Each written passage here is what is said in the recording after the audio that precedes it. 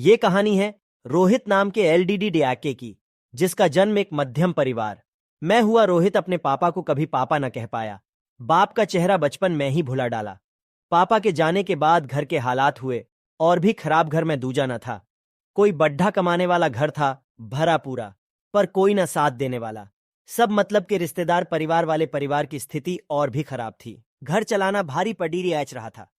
सब रिश्तेदार, परिवार वाले सब हालत को देखते हुए रोहित की मां का मजाक उड़ाते थे और मां को ताना मारते थे कि शहर छोड़ा कर गांव वापस चली जा, यहां कुछ नहीं होने वाला। तेरा कैसे पालेगी? अपने 4 बच्चों को किया है।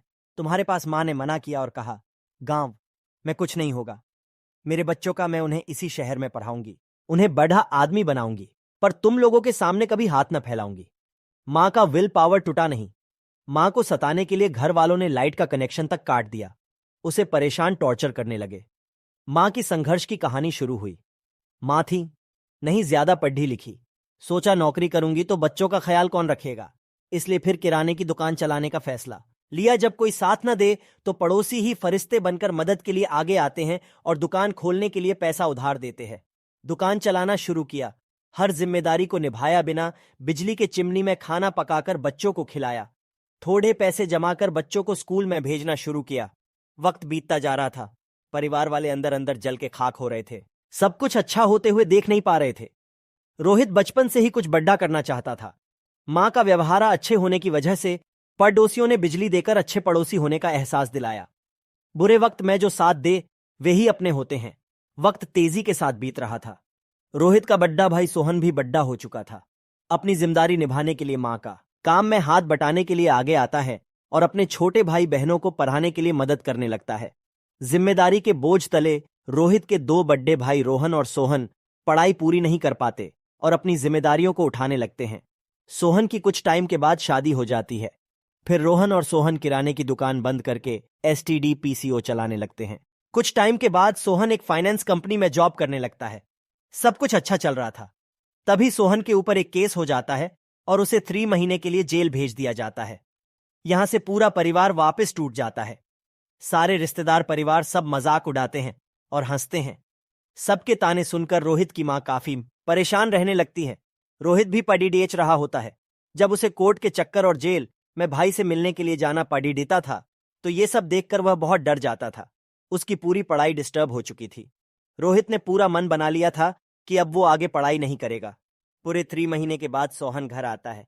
सब उसे देखकर बहुत खुश होते हैं। हालांकि रोहित को सबने बहुत सपोर्ट किया और कहा कि पढ़ ले, तेरे ऊपर कोई प्रेशर नहीं है। क्योंकि रोहित सबका लाडका था, क्योंकि सबसे छोटा जो था, इसलिए सबको उससे बहुत उम्मीद थी कि ये कुछ लाइफ में बड़ा करेगा। हालत अच्छे होते जा रहे थे। सब कुछ बढ़िया चल रहा था।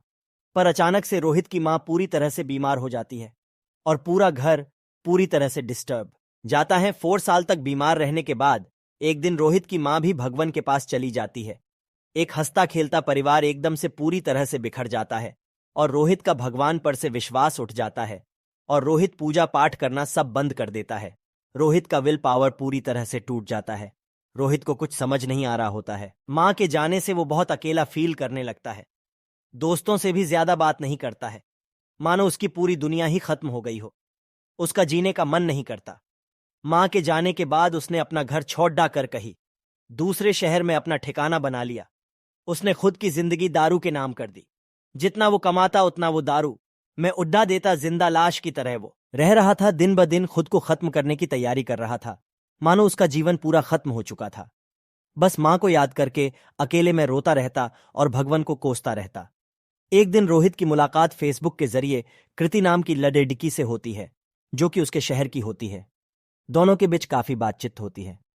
दोस्ती कब प्यार में बदल जाती है उन्हें खुद पता नहीं चलता। और रोहित कृति के कहने पर ड्रिंक करना और भगवान पर वापस भरोसा करना और पूजा पाठ करना शुरू कर देता है। उस लड़की के आने से रोहित की लाइफ काफी बदल चुकी होती है। फिर एक दिन दोनों की लाइफ यू टर्न लेती है।